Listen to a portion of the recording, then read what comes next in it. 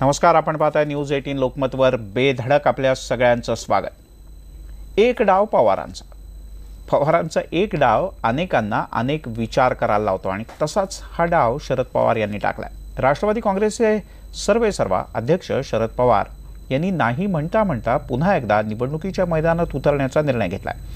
पक्ष आणि कार्यकर्त्यांच्या आग्रहाखातर आपण निवडणूक लढवणार असल्याचं शरद पवार सांगतीलही, पण काही दिवसांपूर्वी लोकसभेसाठी ठामपणे नाही म्हणणारे हे तेच शरद पवार आहेत। अशी काय अचानक परिस्थिती बदलली की शरद पवार यांना लोकसभेची निवडणूक लढवण्याचा निर्णय घ्यावा लागला? राज्यात आणि केंद्रात भाजप इतकी कमजोर झाले का?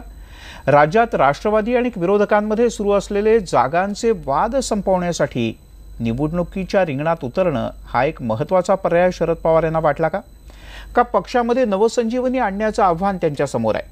केंद्रात डावे, पुरोगामी, मायावती, ममता, दक्षिणेकडचे पक्ष म्हणजेच भाजप सोडून बाकी सगळ्यांना जर का एकत्र बांधायचं असेल तर शरद पवार हे एकच नाव असू शकतं आणि त्यामुळे शरद पवार मैदानात उतरतायत का? पुन्हा लोकसभा लढण्यामागे थेट पंतप्रधान पद मिळू शकतं आणि तेच पंतप्रधान पद शरद पवार यांना खुणावताय का? आणि हाच आहे का शरद पवार यांचा डाव? पाहूयात याच विषयावर बेधडक।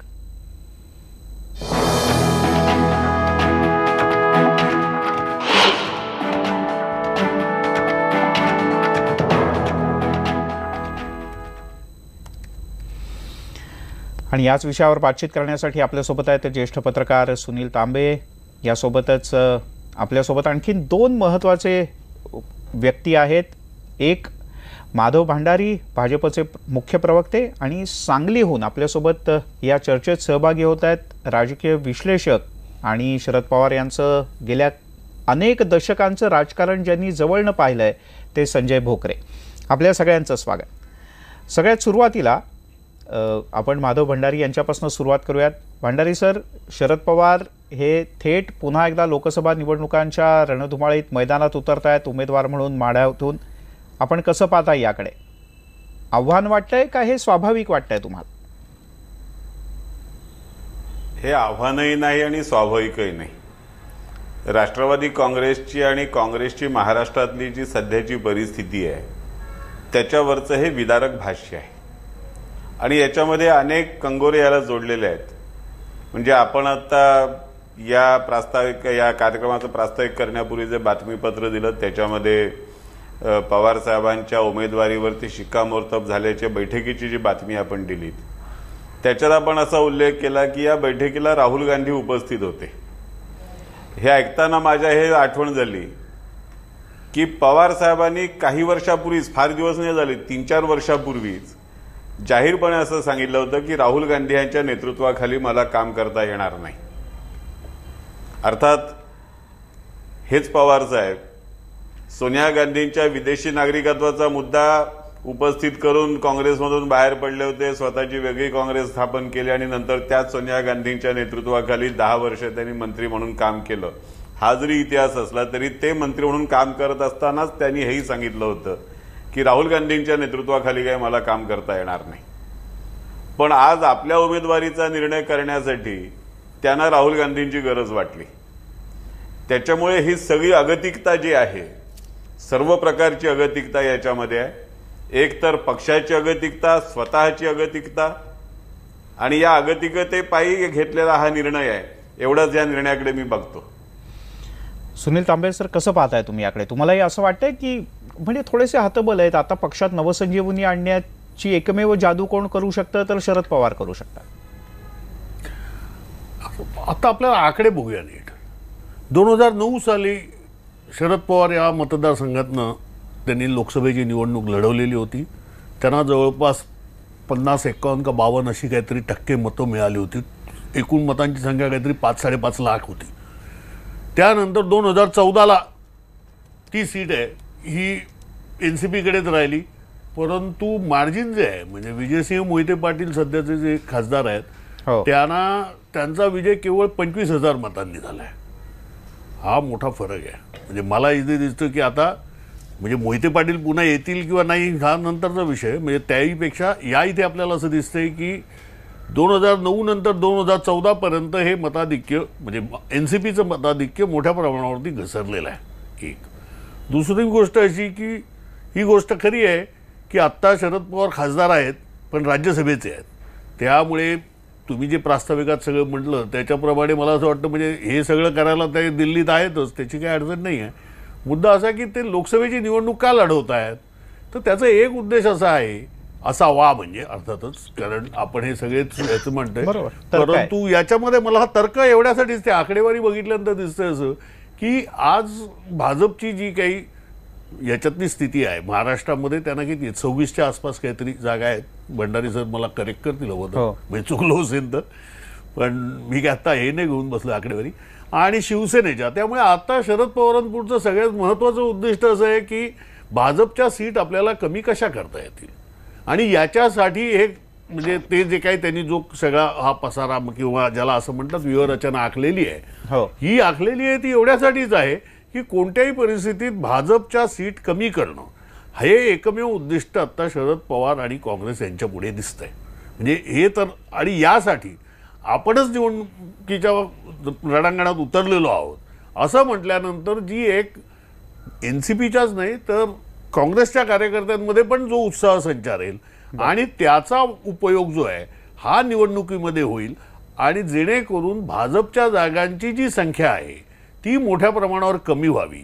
याच्यातला एक उद्देश असा दिसतोय की भाजपचं या इथे एक लक्ष आहे, कारण उत्तर प्रदेश नंतर सर्वाधिक लोकसभेच्या जागा ह्या महाराष्ट्रात.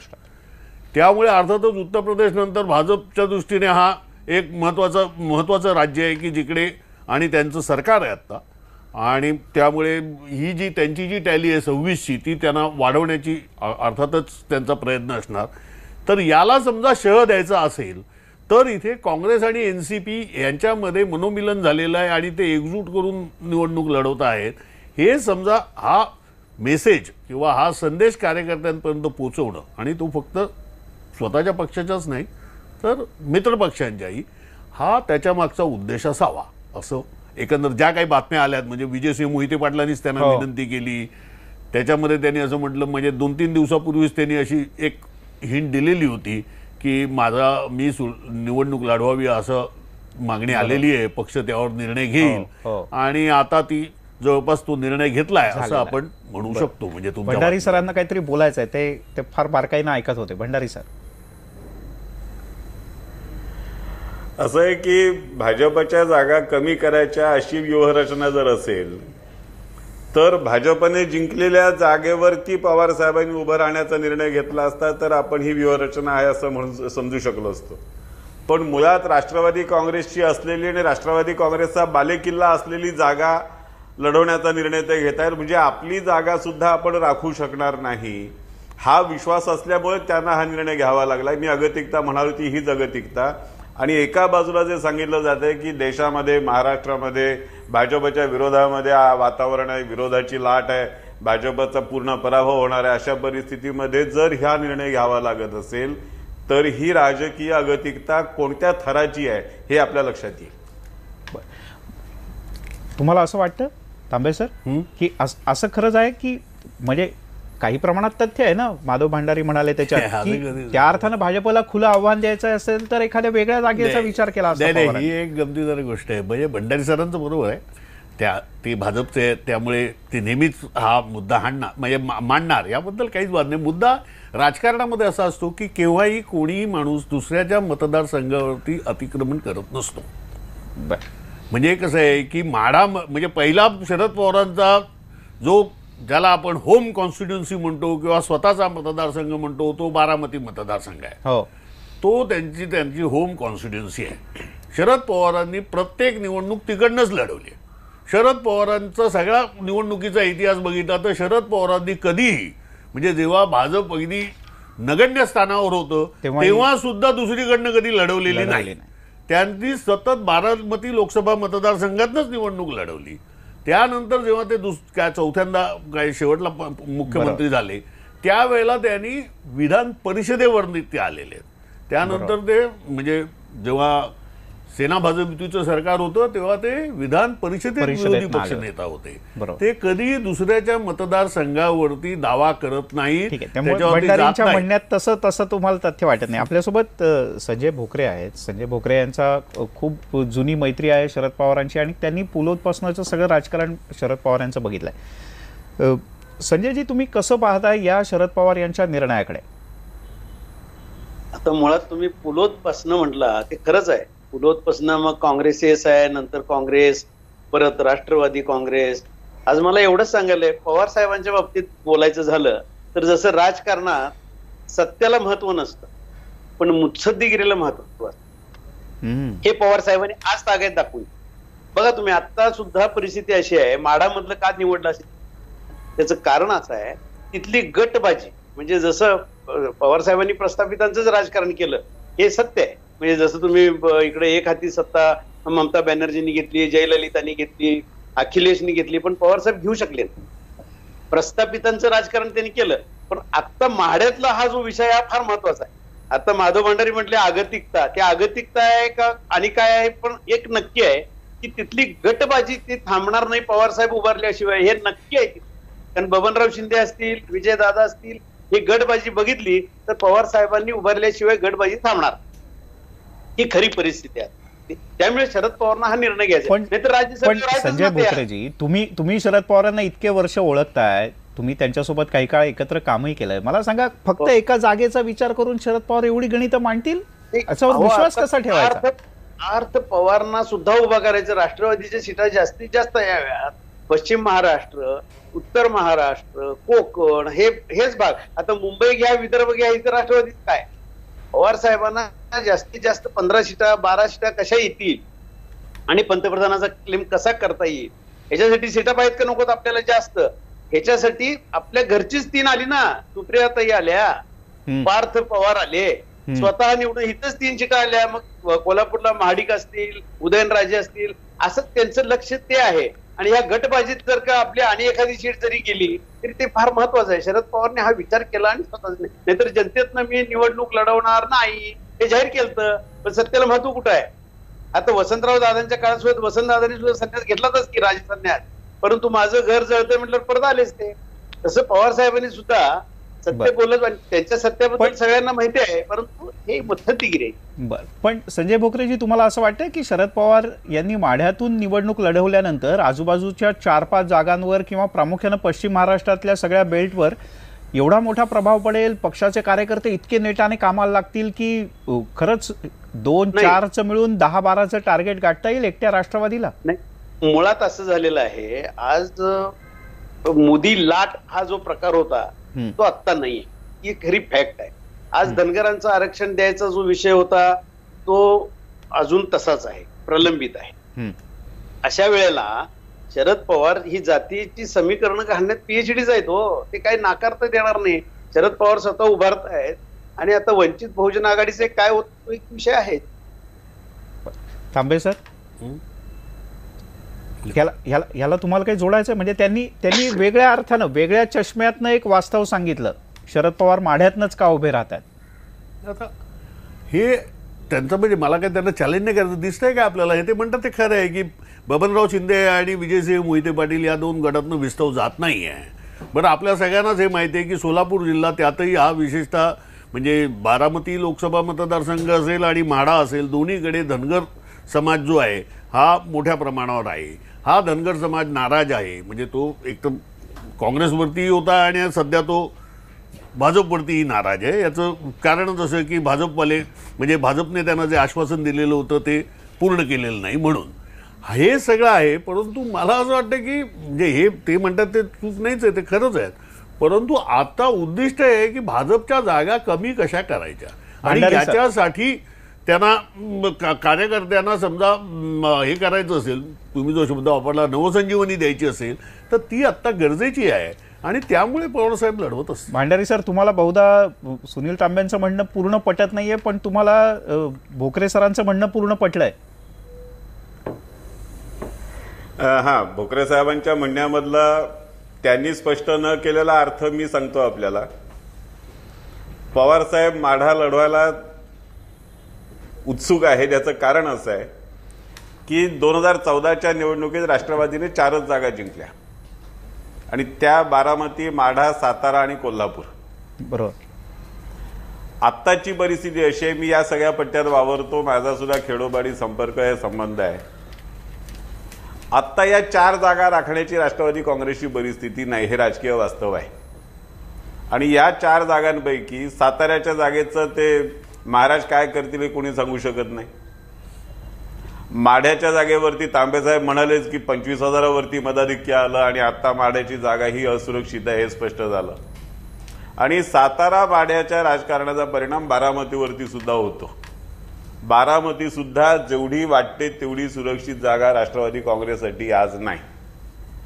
आणि त्यामुळे आत्ता बारामतीपासून माढा, सातारा, जमल्यास कोल्हापूर या 4ही जागा वाचवायच्या असतील तर आपल्याला स्वतःलाच लढवावं लागेल. ह्या भावनेतून पवारसाहेब आज तिथे मैदानामध्ये उतरायला तयार झालेले आहेत, मैदानामध्ये उतरत आहेत.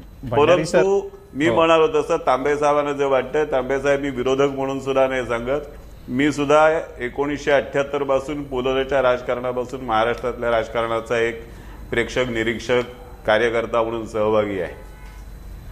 मी आपल्याला निश्चितपणे सांगतो की जर आव्हान द्यायचं असेल, नवसंजीवनी द्यायचं असेल तर वेगळं पाऊल टाकावं लागतं. जर नवसंजीवनी द्यायची असेल ना तर मग घरातलीच माणसं आणून का उभी करावी लागतात. नवसंजीवनी देण्यासाठी जर असं सांगितलं जातं की बारामती हा बालेकिल्ला आहे की दगड जरी उभा केला तरी निवडून येईल, मग सामान्य कार्यकर्त्याला का नाही उभं करत?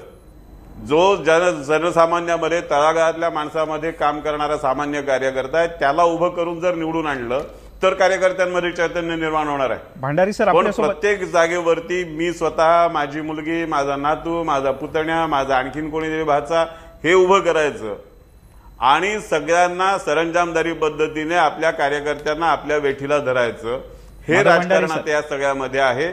आणि पश्चिम महाराष्ट्रातल्या सर्वसामान्य जनतेला ह्या राजकारणाचं उभं घालेलं आहे. भांडारी सर, आपल्यासोबत शशिकांत शिंदे आहेत, राष्ट्रवादीचे नेते आणि ज्येष्ठ कार्यकर्ते. शिंदे सर, 2 मुद्दे आले होते. पहिला मुद्दा तुम्ही माधव भंडारींचा ऐकला. दुसरं असं म्हणणं होतं की 4 जागा वाचवणं सुद्धा अवघड आहे राष्ट्रवादीला आणि म्हणून शरद पवार यांना माढ्याचा विचार करावा लागला.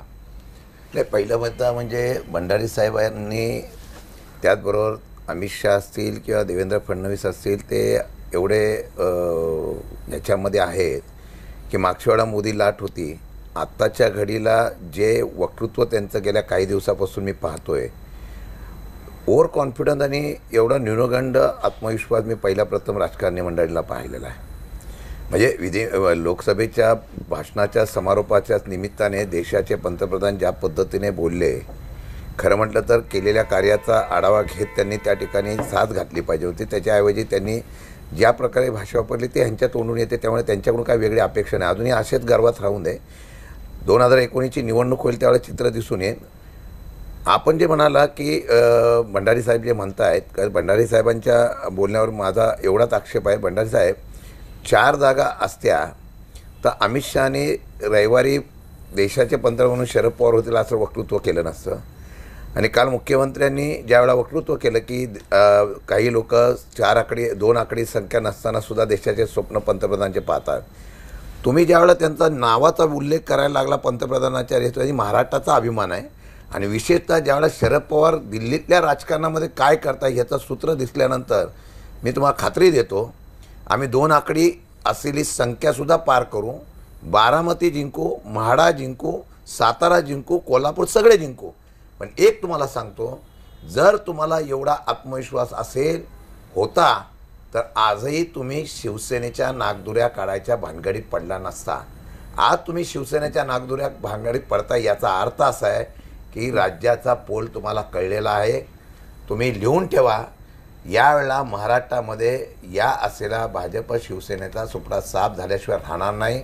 यामध्ये त्यांनी किती वल्गना करून द्या, आत्मविश्वास वाढवायचा प्रयत्न करून द्या. मगाशी मी येता ऐकलं, मी खरं उशिरा आलो ट्रॅफिकमुळे, पण मी एकच सांगतो तुम्हाला, सगळा समाज नाराज आहे.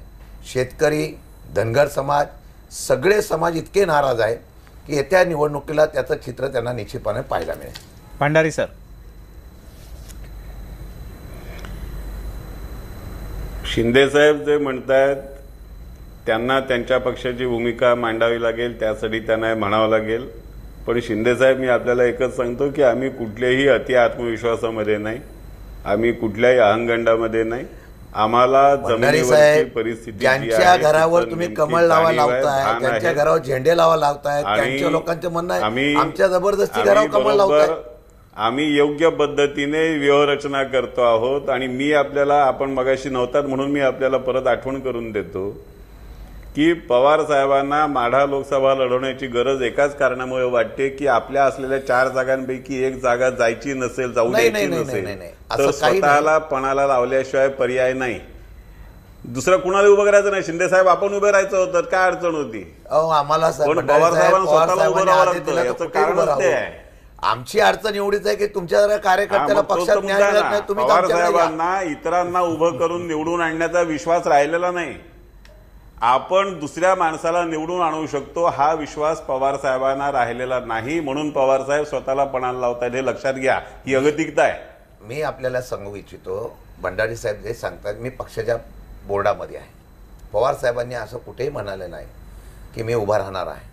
पण ज्या वेळेला या परिस्थितीच्या माध्यमातून आमच्याकडे 4-4, 5-5 उमेदवार इच्छुक आहेत आणि या असलेल्या सर्व गोष्टीमध्ये आता भाजपचं तुम्हाला माहिती आहे धोरण कसं आहे की जिथं आपल्याला वाद लावता येईल, जिथं कसं येईल, सत्ता काबीज करण्यासाठी पाहिजे ती यंत्रणा, ते म्हणतात ना आमची पूर्वतयारी सगळी झालेली आहे, ते करण्याचा निर्णय घेतात. पण तिथल्या लोकांचं, कार्यकर्त्यांचं, विजयदादापासून सगळ्या लोकांनी अशी मागणी केली की आता पवारसाहेब तुम्हीच या ठिकाणी नेतृत्व करावं. त्यामध्ये आमची अपेक्षा आहे, कधी चुकीची पण होऊ शकते, पण आम्हाला अपेक्षा ठेवणं किंवा महाराष्ट्राच्या जनतेला अपेक्षा ठेवणं काय अडचणीचं नाही की सध्याचं वातावरण देशामध्ये ज्या पद्धतीने बदलतं आहे आणि त्याचा केंद्रबिंदू पवारसाहेब होत आहे. उद्या या सर्व गोष्टीच्या माध्यमातून महाराष्ट्राचा नेता हा लोकसभेतून पंतप्रधान होत असेल तर त्याचा माढ्यामधून निश्चितपणाने जनता विचार करेल. आणि पूर्वी 5 वर्ष माढाचा लोकप्रतिनिधी म्हणून पवारसाहेबांनी फार काम चांगलं केलं आणि त्या पद्धतीने असलेल्या माढा जनतेचा प्रेम जे आहे ते त्यांच्या पाठीशी उभं राहील आणि म्हणून मागणी आहे. नाही शशिकांतजी, माधव भंडारी आणि संजय बोकरे या दोघांनी आणखीन एक मुद्दा मांडला की आता ज्या पद्धतीचे वादविवाद आणि टोकाचे वादविवाद माढ्यात आहेत ते पाहता राष्ट्रवादीतनं थेट शरद पवार हे एकच नाव असू शकतं की ते उभे राहिले तरच हे वाद मिटतील. या आरोपाबद्दल काय म्हणणं आहे तुम्ही? असं काही नाही आहे साहेब. मी आपल्याला स्पष्ट शब्दात सांगतो, वादविवाद आहे ही कल्पना आहे. इच्छा व्यक्त करणं हे प्रत्येक कार्यकर्त्याची असते की बाबा मला संधी मिळावी.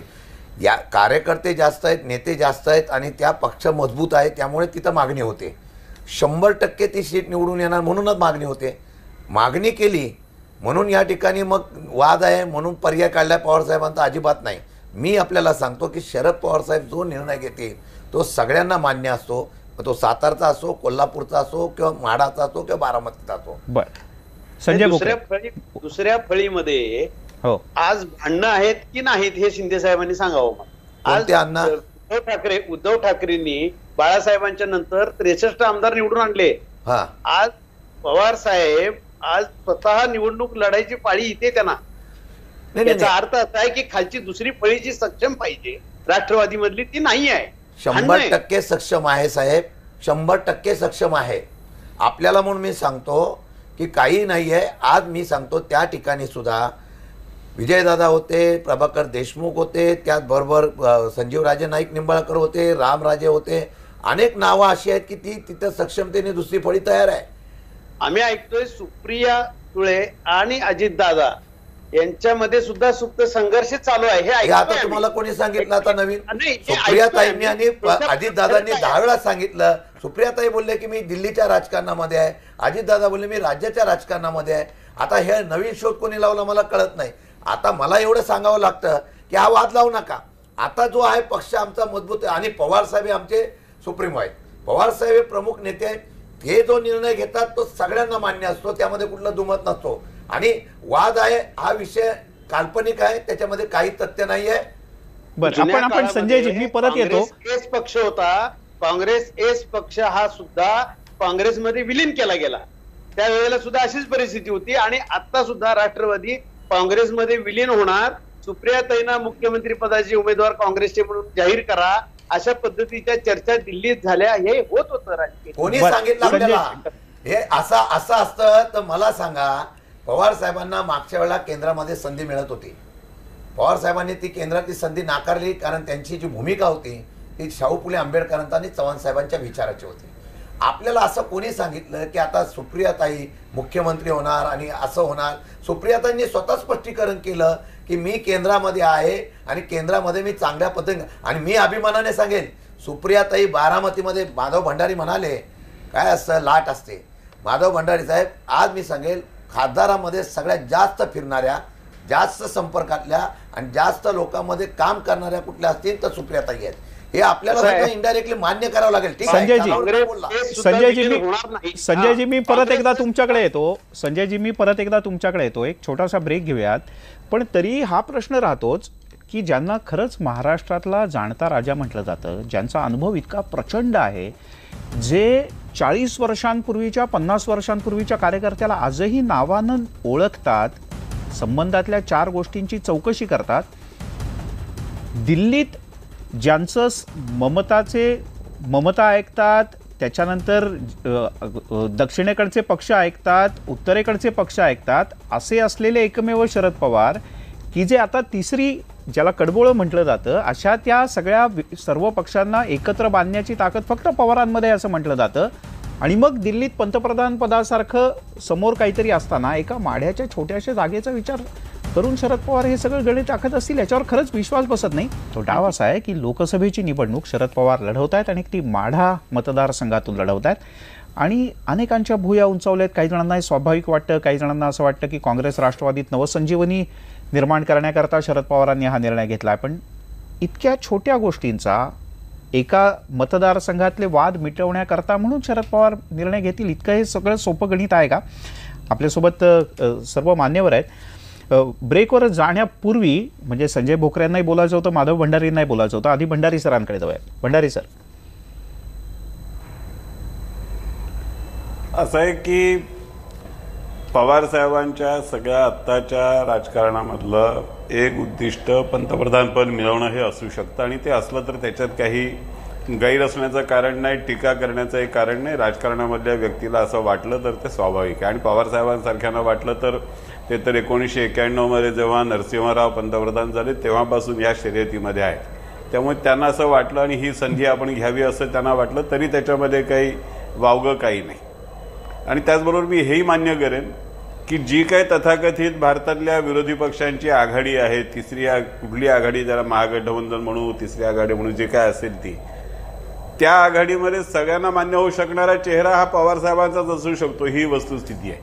त्यामुळे त्याच्या आधारावरती पवार साहेबांनी जर हा प्रयत्न करायचा ठरवला तर त्याबद्दलही आक्षेप असण्याचं कुणाला काही कारण नाही.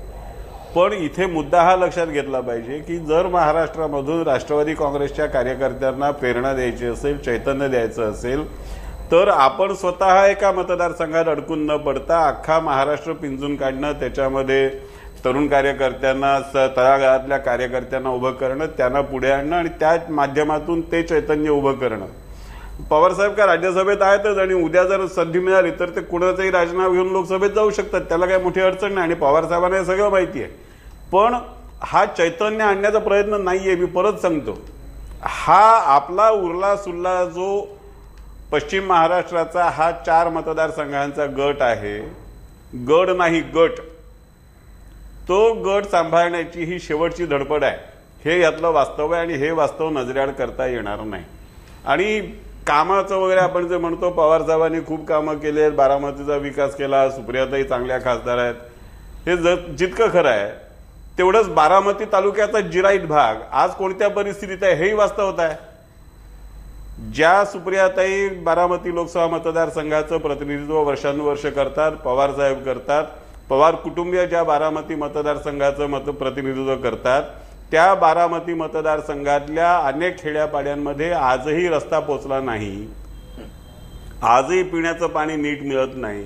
अगदी भाटघर सारख्या धरणामध्ये बुडून मरण पावलेल्या 22 लोकांना अजितदादा पवारांनी विधानसभेत सांगितलेली नुकसान भरपाई सुद्धा मिळाली नाही. हे वास्तवच आहे. शशिकांत शिंदे याला काय? आणि या सगळ्या वास्तवाची आठवण जनतेला होते योग्य वेळेला. असं आहे की देशाचे पंतप्रधान सुद्धा सांगतात की बारामतीचा विकास पाहावा. तर माधव भंडारींच्या ते कानावर आला नसेल तर परत एकदा मोदी साहेबांशी त्यांनी चर्चा करावी.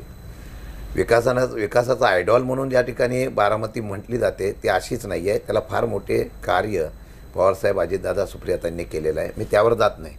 आत्ताचा जो विषय आहे त्या विषयावर मी महत्त्वाचा येतो. आज जो विषय जो आहे समोर तो का लोकसभा लढवत आहेत हे म्हणतात की पक्षाच्या अस्तित्वासाठी पवारसाहेब लढवतात. मग मागच्या वेळेसुद्धा पक्षाच्या अस्तित्वासाठी ते उभे राहिले असते ना. आज जी परिस्थिती आहे त्याचा तुम्ही मगाशी सांगितलं एखाद्या माझ्यासारख्या कार्यकर्त्याला सुद्धा वाटतं की लोकसभा आणि राज्यसभा, विधानसभा आणि विधान परिषद याच्यामध्ये थोडासा जो हे असतो, लोकांच्यामधून निवडून आलेला माणूस हा नेहमी हा केंद्रबिंदू असतो वरती त्याला. आणि आमची अपेक्षा आहे ना, पवारसाहेबांसारखा नेता हा लोकसभेतून जर त्या ठिकाणी दिल्लीमध्ये गेला तर दिल्लीच्या राजकारणावर जी पकड आज भंडारी साहेबांनी सुद्धा कबूल केलं आहे, याचे मी त्यांचे धन्यवाद मानतो. पण जी पकड आहे ती पकड याहीपेक्षा मजबूत होऊ शकते. आणि किंबहुना अशी परिस्थिती निर्माण जर झाली तर कदाचित या असलेल्या लोकसभेच्या माध्यमातून निवडून आलेला नेता म्हणून हक्कसुद्धा सांगता येऊ शकतो. आणि त्याला भंडारी साहेबांसारखं मग शिवसेनासुद्धा पाठिंबा देऊ शकते, महाराष्ट्रातले अनेक लोक पाठिंबा देऊ शकतात. आणि भंडारी साहेब काळजी करू नका, मी सुद्धा आता परिवर्तन यात्रेमध्ये फिरत होतो, आपण फिरता. पण महाराष्ट्राचा मी जो कौल बघितलेला आहे तो कौल बघितल्यानंतर मला वाटत नाही की परत महाराष्ट्रामध्ये तरी महाराष्ट्र इतर 4 राज्यामधला निकाल बघितल्यानंतर महाराष्ट्र हा ज्या पद्धतीने निकाल देईल तो निकाल बघितल्यानंतर आपल्याला निश्चितपणाने दिसून येईल की महाराष्ट्र 100% भाजपच्या असलेल्या या केंद्र राज्यातल्या सरकारला बाजूला केल्याशिवाय राहणार नाही. एवढी नाराजगी या सरकारच्या माध्यमातून या ठिकाणी असेल आहे. आणि मग पवार साहेबांसारखं नेतृत्व आम्हाला प्रेरणा देऊन राहील की आता या सगळ्या जागा जिंकायच्या आणि कसल्याही परिस्थितीमध्ये लोकांमध्ये एक वेगळा संदेश जो आहे तो त्याचा. शिंदेजी राष्ट्रवादी काँग्रेस आणि शरद पवार असं स्पष्टपणे सांगून का नाही टाकत की होय तिसऱ्या आघाडीचं नेतृत्व करणं आणि पंतप्रधान होणं ही आमची इच्छा आहे, आमच्या पक्षाची इच्छा आहे आणि म्हणून आम्ही माडाची निवडणूक लढवतो. मी थोडंसं हे होतं तिसऱ्या आघाडीचं प्रमुख म्हणून तिसरी आघाडी एकत्र करण्यासाठी पवार साहेबांनी पूर्वीच सांगितलं की मी प्रयत्न करतोय, हे जाहीररित्या सांगितलेलं आहे. त्यांनी हे सुद्धा सांगितलं आहे की माझी संख्याबळ बघता मी पंतप्रधानाचा असलेला हा उमेदवार म्हणून हे खरं म्हटलं तर माझ्या पक्षाची असलेली खासदारांची संख्या बघता मी अपेक्षा करणं चुकीचं आहे. माझ्यासारख्या कार्यकर्त्याला किंवा भंडारी साहेबांसारखा किंवा महाराष्ट्रातल्या अनेक लोकांना वाटतं संधी जर आता येत असेल तर का घ्यावी आणि ती घेऊ नये असं कोणालाही वाटणार नाही. म्हणून हा आमचा प्रयत्न आहे. पवार साहेबांनी असं कुठे जाहीर केलेलं नाही. संजय एक second, no third front. Pawar साहेब, संजयजी मी येतो, सुनील तांबे पूर्ण करा. आता ही देश पातळी होती तिसरी आघाडी नाही आहे. वेगवेगळ्या राज्यातले जे जो कोणते प्रमुख पक्ष आहेत त्यांनी भाजप विरोधी जो कोणता तिकडचा पक्ष असेल त्याच्याशी हे व्हावं असं आहे. असं पुन्हा एक लूज अंडरस्टँडिंग आहे. म्हणजे आपण आता उत्तर प्रदेशात बघतो जो तिकडे तिरंगी लढती होतातच आहे. बरोबर. त्यामुळे अशी तिसरी आघाडी नावाचं काही त्या अर्थाने नाही. संजय भोकरे, आज तुमचा विषय पवार साहेबांचा जो आहे इलेक्शनचा, निवडणुकीचा, मला भंडारी साहेब हित आहेत त्यांना विचारायचंय, पवार साहेबांना लढत देणारा तुल्यबळ असा उमेदवार भाजपकडे आहे का? आणि जर का सुभाष देशमुख असतील तर ते त्यांना फाईट देऊ शकतील का? कारण त्यांच्यावरच आता भ्रष्टाचाराचे एवढे आरोप झालेले आहे. ते पवार साहेबांना तुल्यबळ उमेदवार ठरू शकतात का? काही गोष्टीत त्यांना शिक्षाही झाली, त्यांना दंडही भरायला लागला लोकमंगलला. त्यामुळं पवार साहेबांचा एकतर्फी विजय होईल असं असेल असं मला तर वाटतंय गणितात.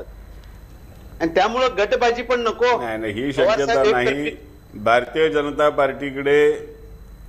जनता पार्टीची परिस्थिती ही आव्हान देण्याची नक्कीच आहे.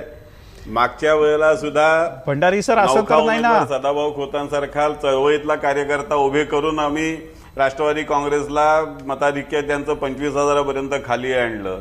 भंडारी सर, आजही मी आपल्याला सांगतो की माढा लोकसभा मतदारसंघामध्ये भारतीय जनता पार्टी तुल्यबळ लढत देईल. ते धनगर आणि ज्या सुभाष बापूंचा उल्लेख आपण केला, ह्या सुभाष बापूंनी सोलापूरची जागा लोकसभेची जिंकली होती हे आपण विसरू नका. ज्या वेळेला ती काँग्रेसचा भंडारी सर असं तर नाही ना की मोदींनी एकदा नाही 2 वेळेला सांगितलंय शरद पवार माझे राजकीय गुरु आहेत, गुरुच्या करता शिष्य थोडासा त्याग करेल ना.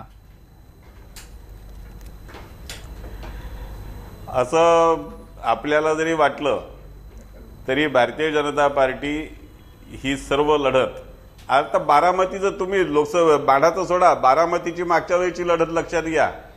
बारामतीच्या मागच्या निवडणुकीच्या मध्ये मताधिक्याच्या वेळेला सुद्धा सुप्रियाताईंना शेवटच्या काही फेऱ्यांपर्यंत मागे टाकलेलं होतं, हे विसरू नका.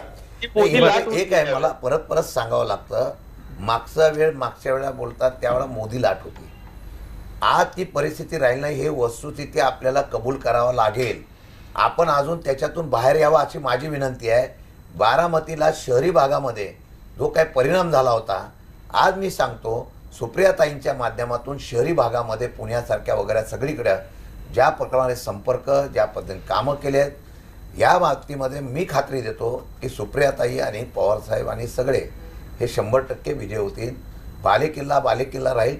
ताकद प्रत्येकजण लावणार, मी नाही असं म्हणणार नाही, परंतु जी लावलेली ताकद असली, शेवटी लोकांचा कौल असतो ना, तो फार महत्त्वाचा असतो. लोकांचा कौल हा बदलाच्या दिशेने आहे, हे अगदी मी मुख्यमंत्र्यांच्या विदर्भातल्या असलेल्या परिस्थितीला देऊन पण सांगतो. संजय भोकरे, आपण भंडारा गोंदियाची जागा पोटनिवडणुकीला आपण पराभूत झाला, हे पण मान्य करावं. काँग्रेस आणि राष्ट्रवादीमध्ये जर का थांबली तर थोड्या होप्स आहेत असं मला वाटतं.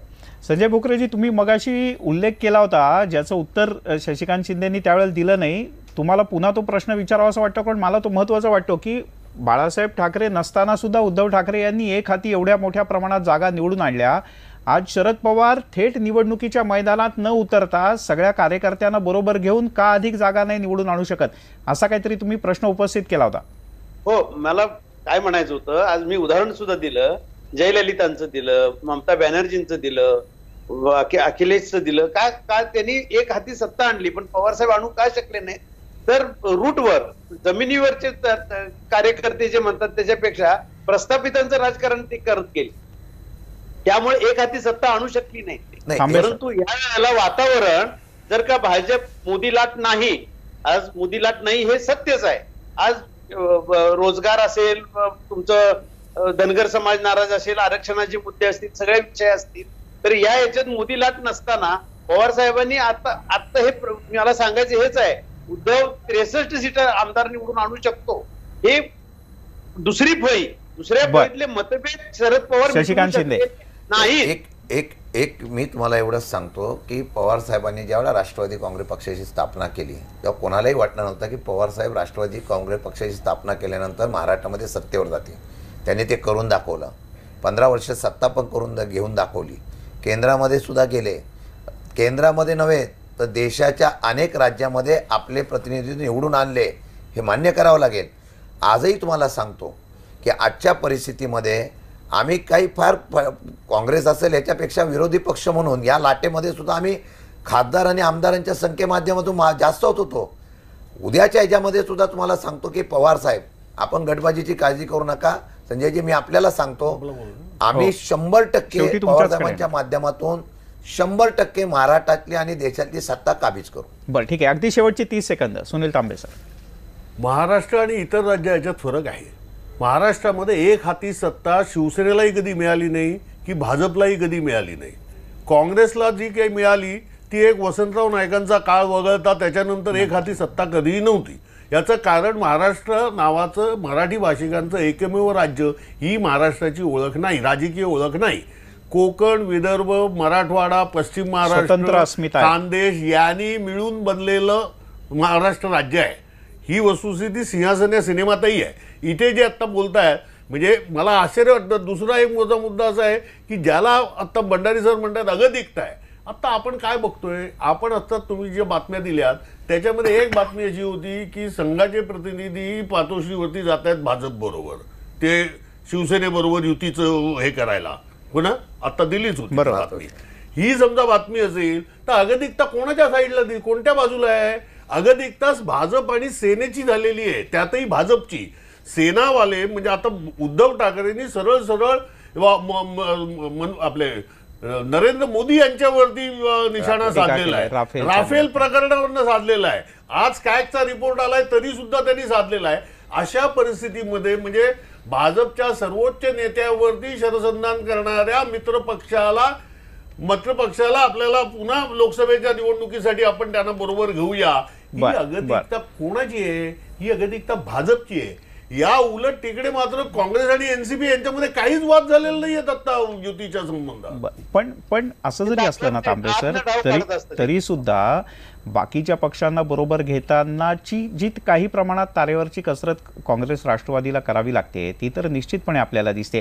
ठीक आहे, पडद्याच्या मागची आगतिकता ही काही प्रमाणात प्रत्येक राजकारण्याचीच काही ना काही प्रमाणात ही असते आणि तो कदाचित राजकारणाचा एक भाग आहे असं आपण समजू.